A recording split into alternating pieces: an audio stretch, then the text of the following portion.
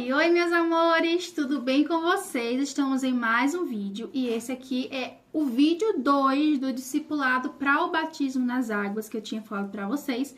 E o assunto de hoje é o pecado.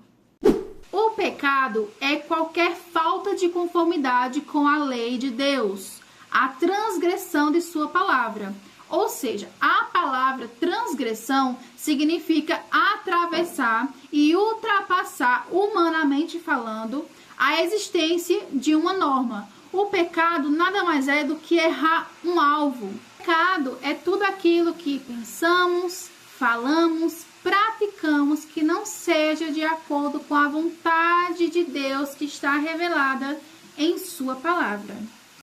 Como caíste desde o céu, ó Lúcifer, filho da alva?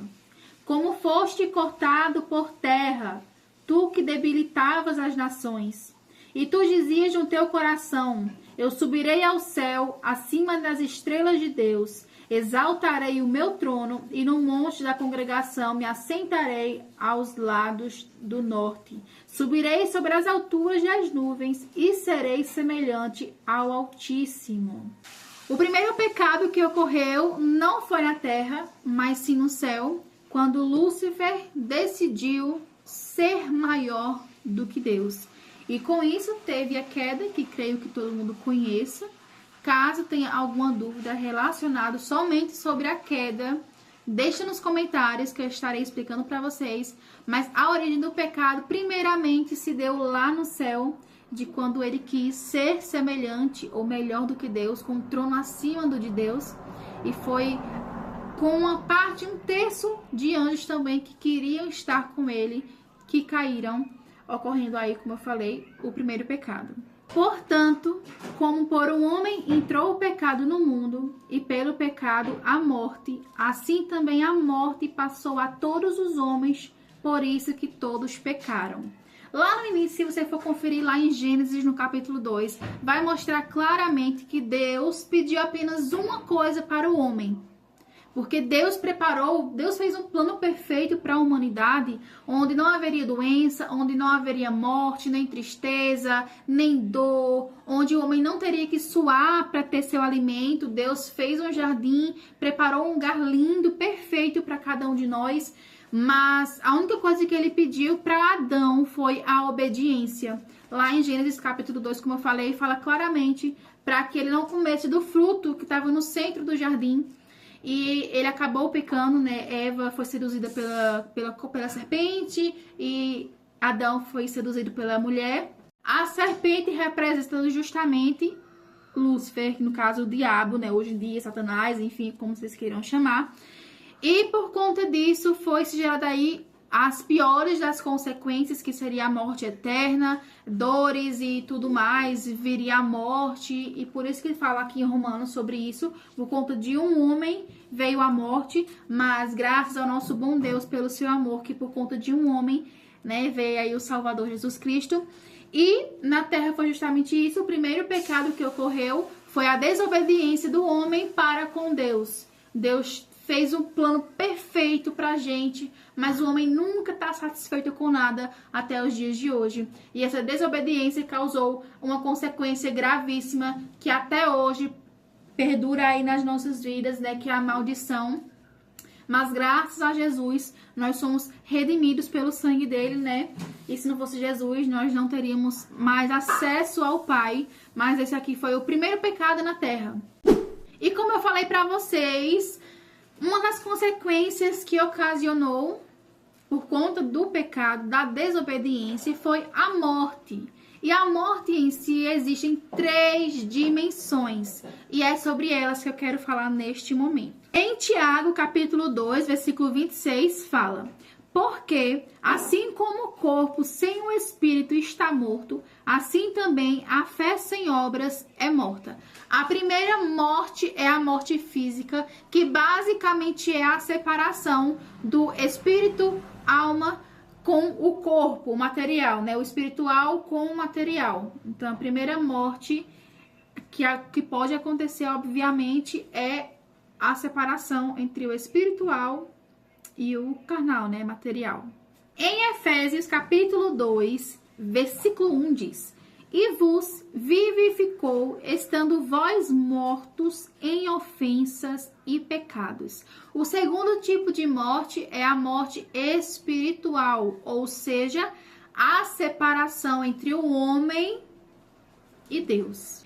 E na segunda epístola do apóstolo Paulo aos Tessalonicenses, no capítulo 1, versículo 9, fala: os quais, por castigo, padecerão eterna perdição, longe da face do Senhor e da glória do seu poder.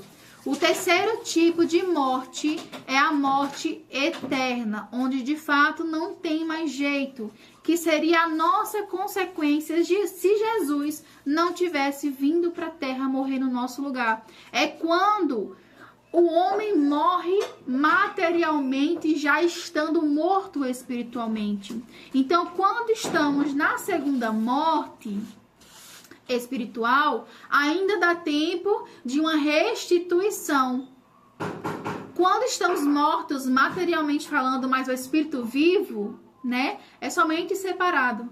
Mas quando tem a morte eterna, aí que o bicho pega. Uma pessoa morreu materialmente falando, já estando morto espiritualmente, sem reconhecer que Jesus é o caminho para a salvação, restituído realmente da glória de Deus.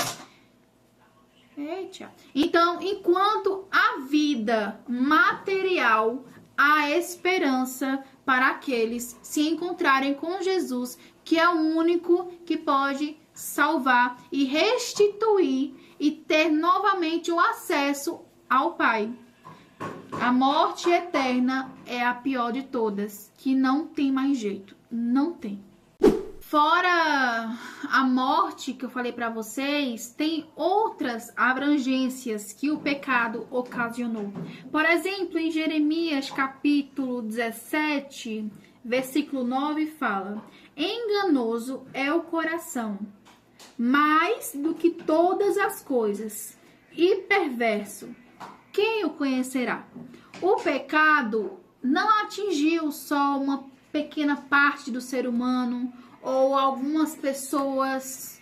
Não, o pecado atingiu totalmente toda a humanidade. O seu corpo, a sua alma, a sua carne, todos, desde o ventre, carrega a maldição do pecado. Então, todos, mesmo não tendo praticado bebezinho, mas possui essa maldição. Até que se redimam, entregando suas vidas a Jesus. Mas todos, por completo, não somos bonzinhos, não. Somos pecadores, sim. Mas tivemos a oportunidade de nos redimir graças a Jesus Cristo. E agora eu vou fazer uma leitura aqui bem devagarzinho para vocês entenderem o que eu acabei de falar. Que de fato nós nascemos como se fosse com um germe do pecado, sabe? Que está impregnado nas nossas vidas desde o ventre.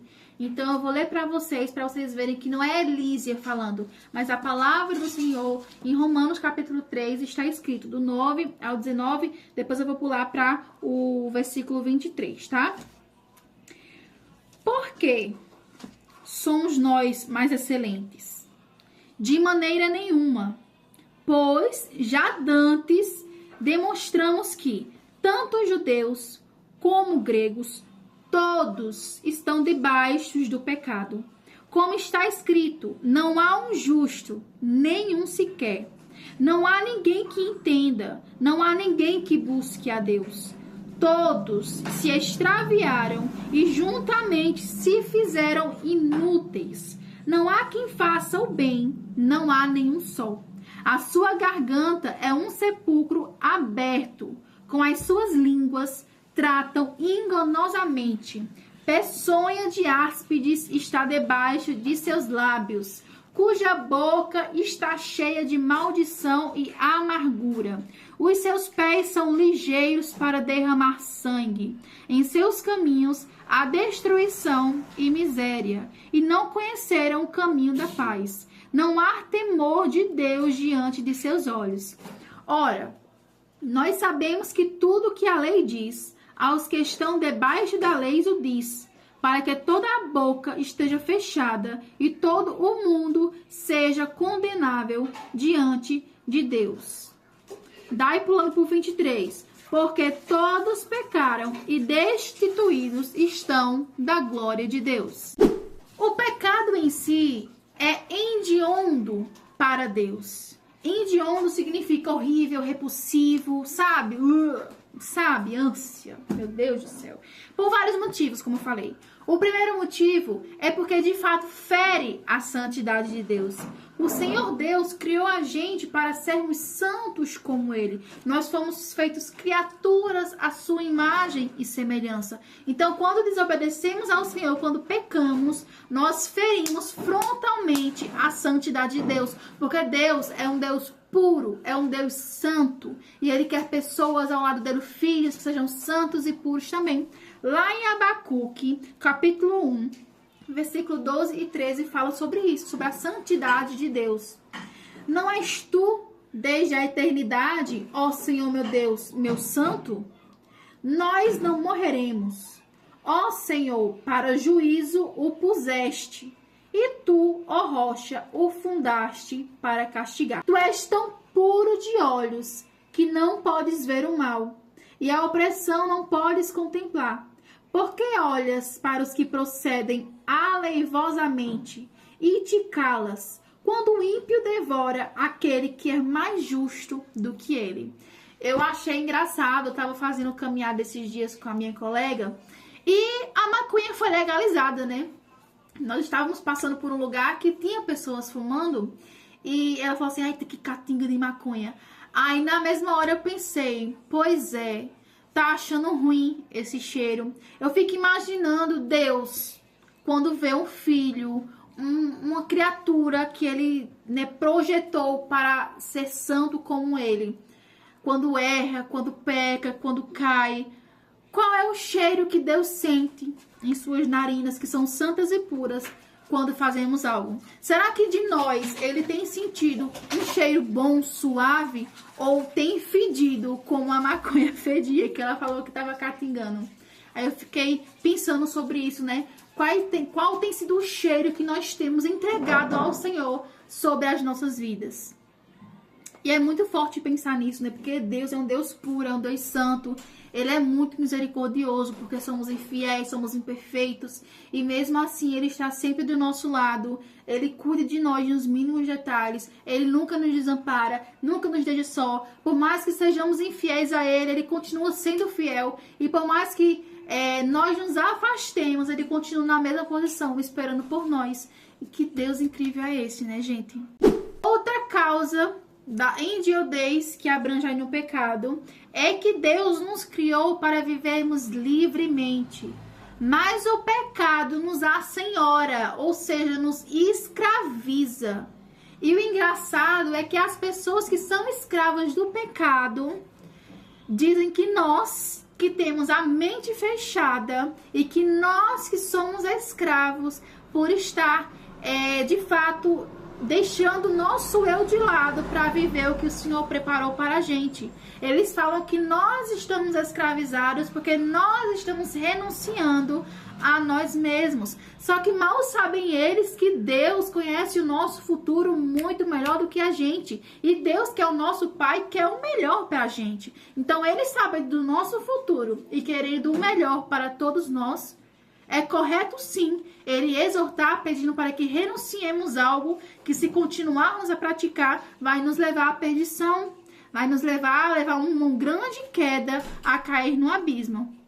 Então, não, nós não somos escravos, mas se possível seremos chamados sim de escravos de Cristo com maior orgulho, porque para com Ele nós temos vitória. Ele tem tudo aquilo que nós precisamos e muito mais, viu? Muito além do que nós precisamos, do que nós pensamos.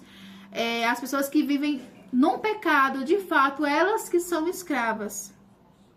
Mas nós somos livres em Cristo. Glória a Deus por isso. João 8,34 fala: respondeu-lhe Jesus: em verdade vos digo que todo aquele que comete pecado é servo do pecado.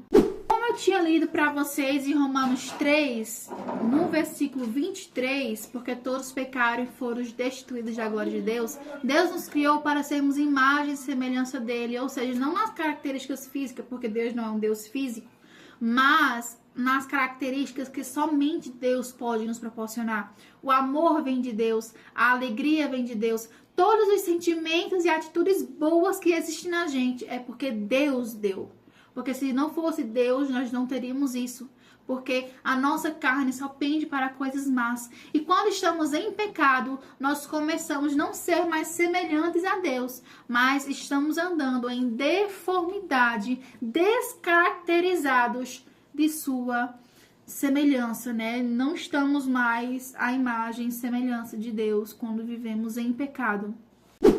E como eu já tinha falado, caso você não reconsidere tudo que Deus fez por você entregando Jesus, caso você não aceite como seu Salvador, de fato vai acontecer como fala em Romanos 6, 23, porque o salário do pecado é a morte, mas o dom gratuito de Deus é a vida eterna por Cristo Jesus nosso Senhor. E caso você não aceite como Senhor e siga-o, que é o mais importante, porque para seguir ele vem confronto para você renunciar ao seu próprio eu, você está aí caracterizado para a perdição eterna. Porque basicamente o pecado gera essa consequência, como eu falei para vocês, que é a perdição eterna, que não vai ter mais jeito, não tem uma ponte que cruza do inferno para o céu, morreu e acabou, não tem mais, é sofrimento eterno. E eu creio que você não queira passar por isso, então é muito importante entendermos sobre isso, a importância. Muitos hoje não querem dar ouvidos, muitos hoje não ligam, muitos hoje levantam placas de eu quero ir para o inferno. Tem pessoas que realmente desejam ir para o inferno e mal sabem o sofrimento que é, né? Nem eu posso dimensionar o sofrimento que será para aqueles que estarão na perdição eterna, né? Mas muitos hoje em dia estão com a mente cauterizada e tomadas pelo inimigo, fazendo com que elas sintam a boniteza de estar no inferno, de querer conhecer. E é complicado, mas é importante termos a ciência de que sim, a perdição eterna existe. Deus é amor sim, mas ele é justiça, e que o evangelho é confronto, uma coisa que hoje em dia poucos lugares têm pregado. A verdade que confronta, que machuca, mas que é para nos fazer ser servos melhores e obedientes ao Pai. E é de filhos obedientes que o Pai se agrada. Então, esse foi o estudo de hoje sobre o pecado. E o próximo assunto que teremos, que será a terceira aula, vai ser justamente sobre a salvação, que é muito importante aprendermos sobre a salvação para termos convicção dela, para estarmos de fato preparados para o batismo nas águas, porque não é somente uma pessoa nos jogar numa piscina na água, a gente tem que entender de fato o propósito fio a fio, né? Então eu espero que tenham gostado. Se gostaram, deixa o like aqui e comenta aqui embaixo sugestões de vídeos, perguntas, o que vocês querem falar, querem saber mais sobre mim ou sobre as coisas que eu aprendi. Mas enfim, gente, um beijo, fiquem com Deus e até o próximo vídeo. Tchau, tchau!